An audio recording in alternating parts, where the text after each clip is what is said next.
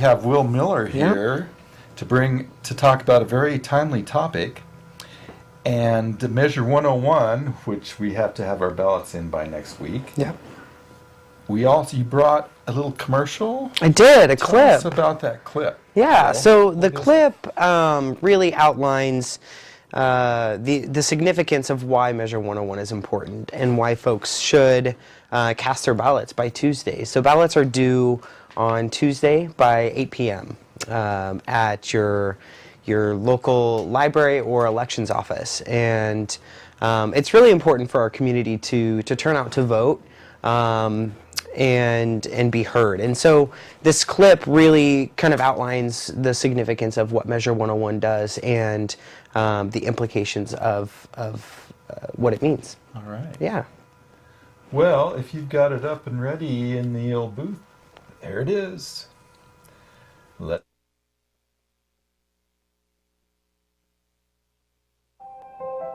a family finds out that their child is sick, it will have an enormous impact on their lives. When people don't have insurance, families declare bankruptcy, take out loans, or get a second mortgage when they're trying to concentrate on their sick child.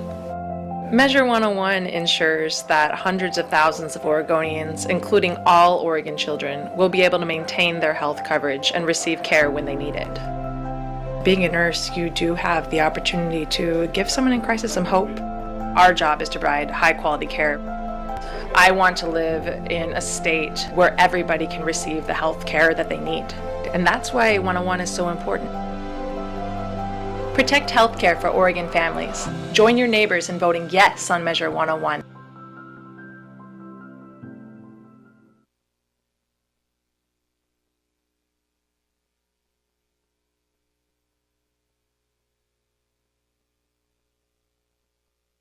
Hey, we're back. Yeah. So tell us about that clip, Will. Yeah, so I'll give an overview of what Measure 101 is. Oh, please. And kind of provide folks with details as to the implications of a pass or fail. So Measure 101 is essentially a 1.5% fee on hospitals and health insurance companies that goes to fund Medicaid in the state, or help fund Medicaid expansion in the state. So Oregon's Medicaid in the state is the Oregon Health Plan. Yeah. So the Oregon Health Plan helps fund some of Oregon's most vulnerable citizens. And Measure 101 will go to help fund health care for 1 in 4 Oregonians. And so that's why it's really important, is that it keeps our community insured and able to see a doctor and able to get that preventative care on the front end versus not having health care and then going to the emergency room because they're sick or have a stack of different health issues building up. And it stabilizes health premiums for those who, or health insurance premiums for those who decide to purchase their own health insurance in the state as well. Oh.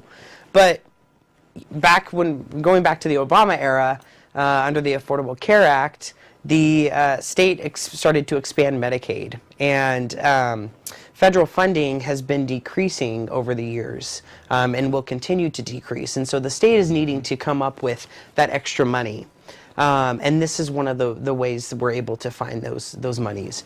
And if Measure 101 fails, the state could see anywhere between $210 and $320 million in loss of state funding, and up to about $5 billion in federal dollars, which really it's matching funds. Matching funds, yeah. So really, what that does is it blows a hole in our budget, and has a rippling effect in every other area throughout the state, which is really a concern to me, and I hope it's a concern to other folks, because at the end of the day, what matters is that our people have access to a doctor, and our people can see and get preventative medication and preventative care. Oftentimes, our community faces many health disparities, and that's a big concern for a lot of the folks in our community and the work that we do at NAIA. And so, we have an increase in diabetes, increase in alcohol and drug abuse and use, High suicide high rate. suicide rates, so mental health, behavioral issues. And so having access to those resources is so critical to our people in terms of that prevention. And that's why I urge folks to turn out to vote and make a decision on a ballot, in this ballot measure. And it seems to me, or I'm hearing reports from Indian country that it's going to have a big impact on the Indian Health Service and tribal clinics. And I'm not sure how that will affect them, but I guess lack of funding is what it'll be, right? Yeah. So an example I'll provide to you. So Virginia Garcia is a nonprofit clinic that provides Medicaid services to roughly 9,000 folks in the area. Yeah, in Oregon. And just like them, if Measure 101 fails, they will see direct devastation to the clientele and the folks that they serve. And so just like Indian Health Services, we, see folks, the Portland urban Native community travels, they will have to travel far if they lose health coverage to Grand Ronde or Siletz or Warm Springs to access those health services. Pendleton, yeah.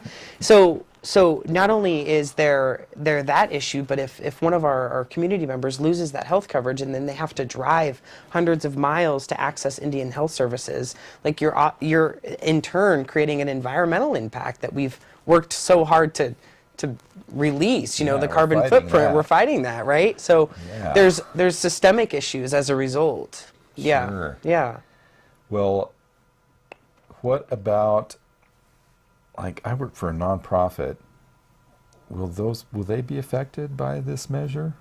Yeah, so I'll go back to the Virginia Garcia example. I talked to the Yes for Healthcare campaign after we spoke the other day about the health insurance premiums and things like that. And there should be no impact to nonprofits except for those who do direct service for folks like agencies like Virginia Garcia who work with Medicaid recipients.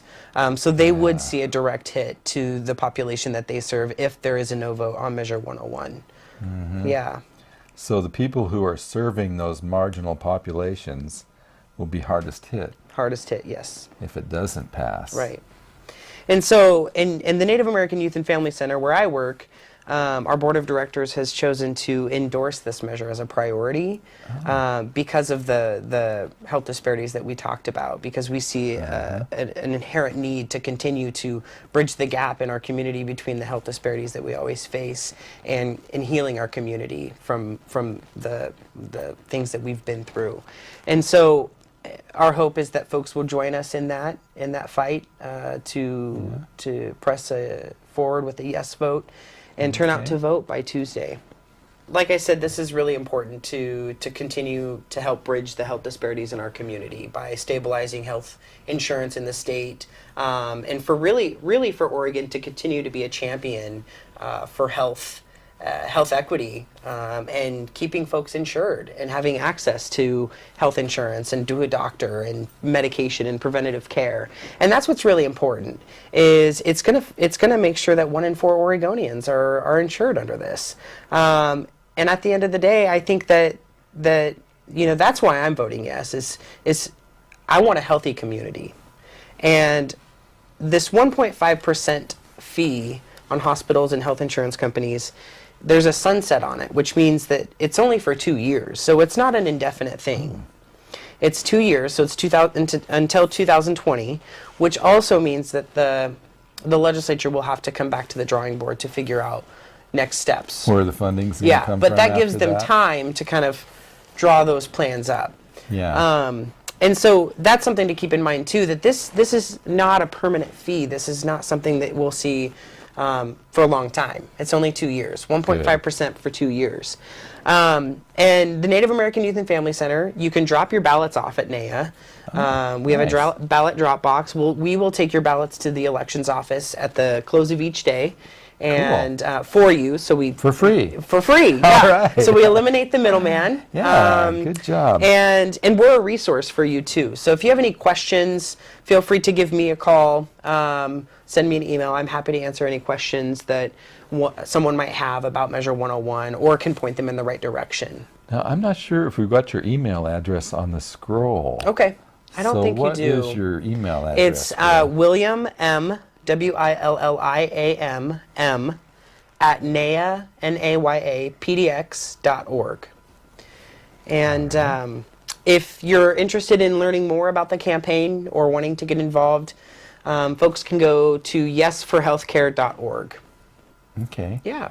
What kind of impact is that going to have on elders? The same impact I think that it'll have on our entire Native community is that, the lack of health services really can just will drive our health disparities further down, and our elders need access to their health services. Seems like they're always on the target on the Right, and that's unfortunate. Targeting our elderly, and this is really going to protect those who are vulnerable, like our elders, and that's what protecting our elders is something that's critical for me to do, Right. and that's why I'm fighting for Measure 101 to be passed, is because elders, children, people with disabilities, vulnerable people in our state need access to health care and health services, and I think that this is critical in doing that.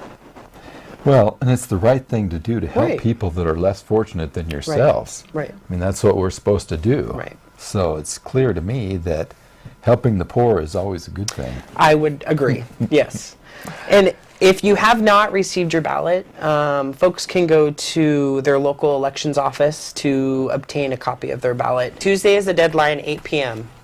Okay. And now it's too late to mail your ballots in also. That's another critical piece of information. Yeah, you got to hand Too late. deliver. You have to hand deliver. So, like I said, you can drop your ballots off at NAYA.